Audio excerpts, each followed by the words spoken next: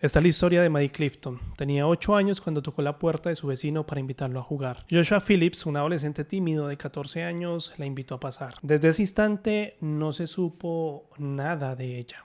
Hasta que solo una semana después el horror sacudió al vecindario. Maddie Clifton solo vivió 8 años.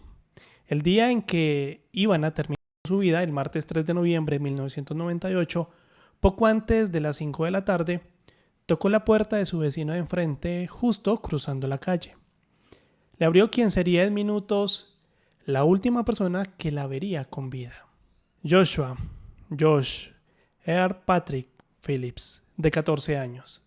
Maddie lo conocía desde hace muchísimo tiempo y le pidió que jugaran un rato al béisbol.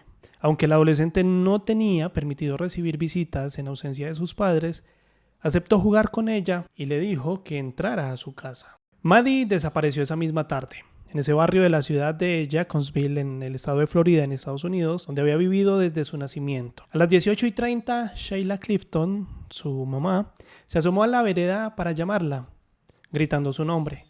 La mesa estaba puesta para la cena y quería que Maddie entrara para comer con toda la familia. Pero por más que la estaba llamando, no respondía y no la miraba por ninguna parte. Cruzó la calle y tocó puertas. En la casa de los Phillips la atendió Joshua, quien le explicó que no la hacía pasar porque su padre le tenía prohibido dejar entrar a alguien si no estaba él. Aunque aseguró que yo no sé dónde está Maddie, no sé. Aseguró no haberla visto. Sheila la siguió buscando. Una hora después, sumamente alarmada, llamó al 911. Quería reportar la desaparición de su hija. Hey, Gene? Jacksonville 911. Yes, sir. Hi. This is. I went out to play this afternoon. I thought she was with her, and now she's missing. How old is she? She's 8 years old. Pair of shorts? She had on a pair of shorts and a red T-shirt. She blonde hair, black No, hair? she's got reddish brown hair. It's actually a brown with an auburn tint to it. What's it's her name? Short. Her name is Maddie. When's the last time anybody saw her? Mama, what time did I come home from boating? About 5:30 was the last time we saw her. Have any friends nearby? Did you go check? I got every neighbor out here right now. Husband just came home. And, hold on just a moment. Honey, Maddie is gone, of course. Okay, the police are going to be there shortly, ma'am, okay? Thank you. La policía y más de 400 voluntarios, entre ellos los vecinos, con Joshua incluido, se lanzaron a buscar a la pequeña Maddie. Como pasaban las horas y los días sin que pudiera hallar rastros, las autoridades ofrecieron primero una recompensa de $50,000 que inmediatamente elevaron a $100,000. Repartieron folletos con su cara y el famoso programa America's Most Wanted se ofreció a contar la historia. Quería colaborar. Seguro buscaba rating porque este caso estaba conmoviendo profundamente a todos los Estados Unidos. No llegaron a hacerlo, pero resulta que la tragedia emergió de manera intempestiva y menos esperada. Maddie, la pecosa alegre y miedosa, la de grandes ojos marrones que tocaba muy bien el piano, estaba demasiado cerca. Melissa Missy Dunphy, madre de Joshua Phillips, observó que en esos días su hijo estaba demasiado callado y más malhumorado que lo habitual. Su madre supuso que de pronto todo lo que estaba sintiendo era causa de la desaparición de su amiga Maddie. El 10 de noviembre, cuando ya habían transcurrido 7 días con sus noches desde la ausencia de Maddie, Melissa entró al cuarto de Joshua para limpiar. Fue entonces que observó algo raro en el piso de la habitación. La cama de agua de su hijo parecía perder líquido porque había un pequeño charco en la alfombra. Lo primero que pensó fue que el colchón se había pinchado. Tratando de descubrir la pérdida fue que se percató de que la estructura de la base de la cama estaba quebrada y la habían pegado con cinta. Movilizó el colchón para mirar mejor y fue entonces que quedó congelada.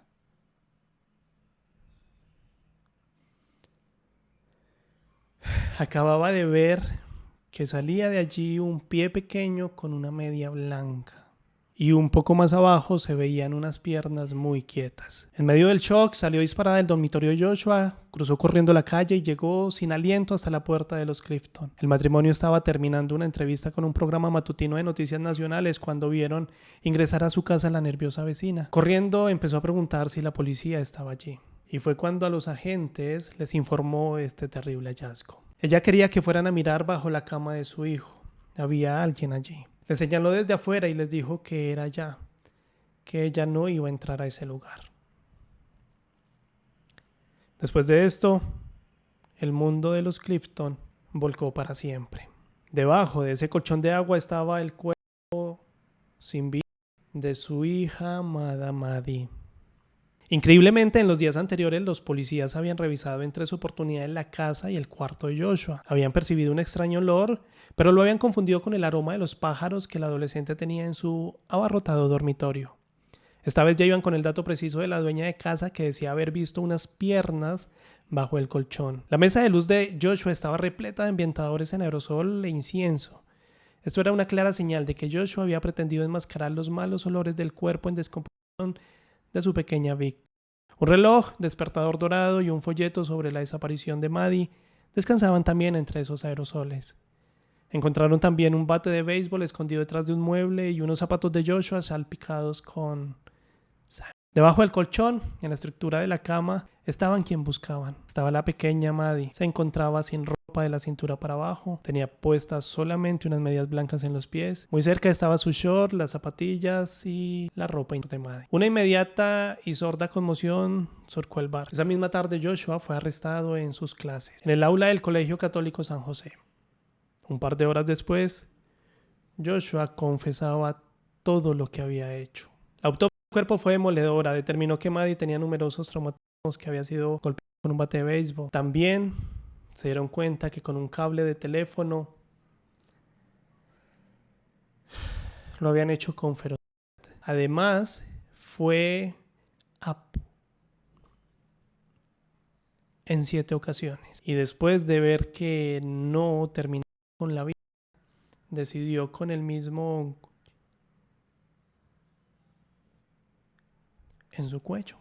Los vecinos del barrio estaban impactados y la familia estaba destrozada. Maddie era hija de Steve y Shaylee Clifton, nació el 17 de junio de 1990 y había vivido siempre en la zona. Se hicieron amigos, nadie encontró que la diferencia de edad fuera un problema para esta amistad despareja.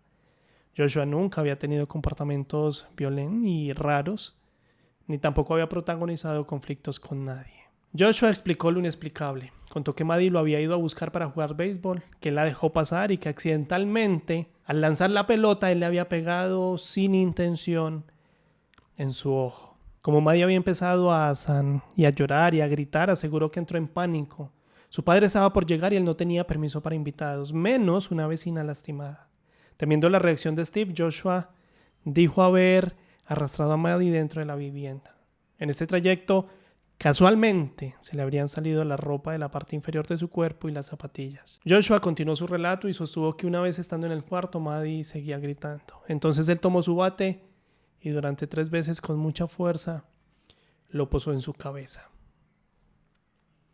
Necesitaba que se callara como fuese. Increíblemente, como eso no alcanzó para que ella dejara de hacer ruido, optó por agarrar el cable del teléfono y la comenzó a estrangular durante unos eternos 15 minutos. Cuando creyó que ya no habría más ruido, quitó el colchón de agua de su cama y la ocultó allí, dentro de la estructura que lo contenía efectivamente, pero como él temía, llegó Steve Phillips del trabajo.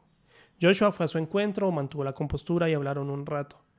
Minutos después, retornó a su habitación y para su horror, una vez entró a la habitación, se dio cuenta que debajo del colchón Maddie seguía de dolor. Una vez esto, él cuenta que no podía permitir que su padre escuchara y empezó a hacerlo en el pecho para luego hacerlo en el cuello.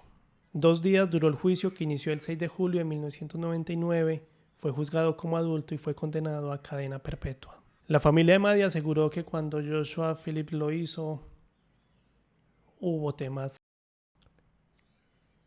y que toda esta excitación y que todo lo que había visto en las películas fue lo que ocasionó que él hiciera lo que hizo. El juez Charles le dijo a Joshua que lo que había hecho no hacía que lo percibiera como un niño, sino como un y que así iba a ser juzgado.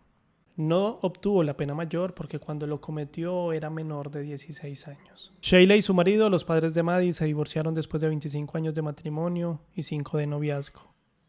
Este drama los había dejado devastados. Y este fue el caso. Esta fue la historia de hoy. Cuéntame qué te parece, cuál es tu opinión y qué historia te gustaría conocer más a fondo. Nos vemos. Chao.